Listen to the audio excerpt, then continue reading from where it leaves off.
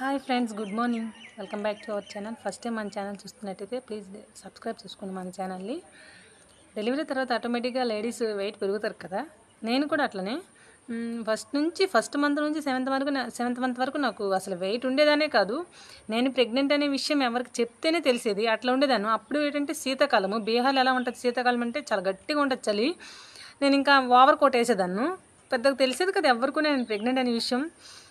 ఇంకా అది అయిపోయిన తర్వాత 8th మంత్ 9th మంత్లో ఆటోమేటిక్గా తెలియకుండా పెరిగేసాను వెయిట్. అప్పుడు నేను ఇప్పుడు 47 కేజీలు ఉండేదాన్ని. నేను వెయిట్ ఫస్ట్ నా వెయిట్ 47 కేజీలు, అలాగ 62 63 కేజీలు వేసరికి బాబు ఎంత వెయిట్ పెరిగేసానని అనిపించింది. తర్వాత బాబు పుట్టాక తెలిసింది అనమాట. నా బాడీ చూసుకుంటే నాకే అనిపించింది, అదే వెయిట్ ఎక్కువలాగా ఉంది అని. అంటే కొంచెం బాడీ లూజ్ అవుతుంది కదా, సో అట్లా అనిపించింది. తర్వాత 6 మంత్స్ వరకు ఓకే. 6 మంత్స్కి బాబుని బీహార్ మళ్ళీ తీసుకొచ్చేసాను. తీసుకొచ్చిన తర్వాత ఏం చేస్తే బాగుంటుందా, అన్ని బట్టలు కూడా కుట్లై తిప్పాను తెలుసా. అసలు అన్ని బట్టలు కూడా యూనిఫామ్ ప్రతిదీ, కెమో డ్రెస్, మామూలుగా కాకి వర్ది, ఇవన్నీ కూడా మళ్ళీ కుట్లు పెంచేసి ఫిట్ చేయించాను.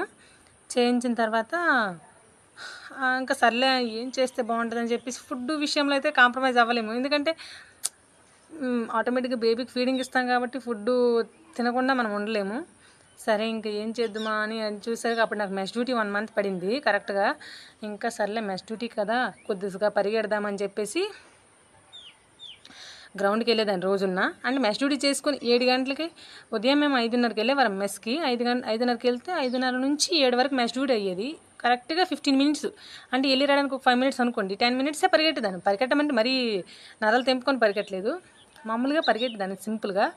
అంటే బాడీ హీల్ చేసేదాన్ని అంతే, అలా పరిగెట్టేదాన్ని. ఎందుకంటే నాకు సిజరీన్ అయింది, కొంచెం పరిగెట్టడం కూడా కొంచెం ఇది కాబట్టి పరిగెట్టలేదు. కొంచెం రిస్క్ ఎందుకులే మనకి కొని పరిగెట్టలేదు. ఒక సంవత్సరం కూడా అవ్వలేదు కానీ అని చెప్పేసి నార్మల్గా పరిగెట్టాను.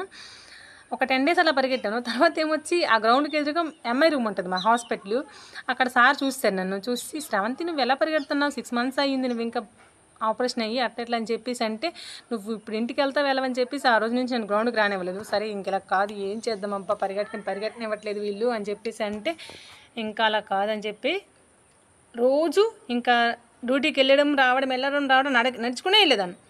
ఇంకా ఒక్కరోజు కూడా బండి తీయలేదు. ఇంకెందుకులే నడుచుకునే వెళ్ళొద్దామని చెప్పేసి 1 కిలోమీటర్ దాటే ఉంటుంది మాకు డ్యూటీకి వెళ్ళాలంటే. ఇక్కడ ఫ్యామిలీ క్వార్టర్ నుంచి ఆర్పిగేట్కి వెళ్ళాలంటే మాకు అంత దూరం ఉంటుంది. ఇంకెలా కాదని చెప్పేసి రోజు వెళ్ళి రావడము.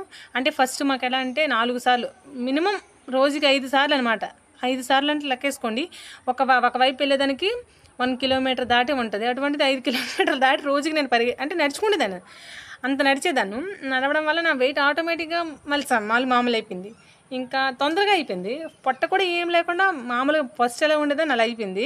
మా హస్బెండ్ కూడా అన్నారు, శ్రవంతి ఎప్పటికైనా కొంచెం వెయిట్ తగ్గిందిలేండి. ఫస్ట్ అయితే మా ఆయన అయితే నేను వేసుకునేవాడు.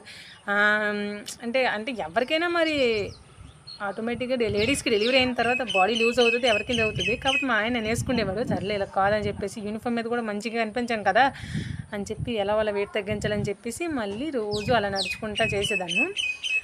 చేస్తే ఆటోమేటిక్గా వెయిట్ తగ్గిపోయాను.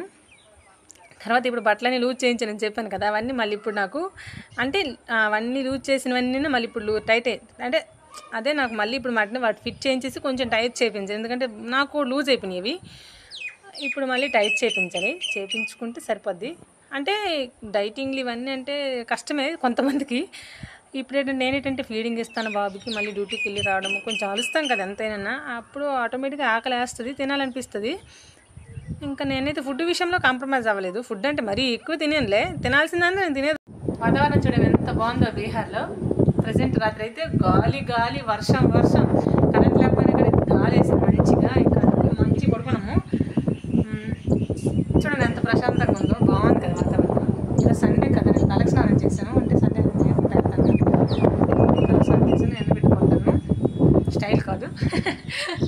ఓకేనా, మన ఛానల్ అయితే సబ్స్క్రైబ్ చేసుకోండి.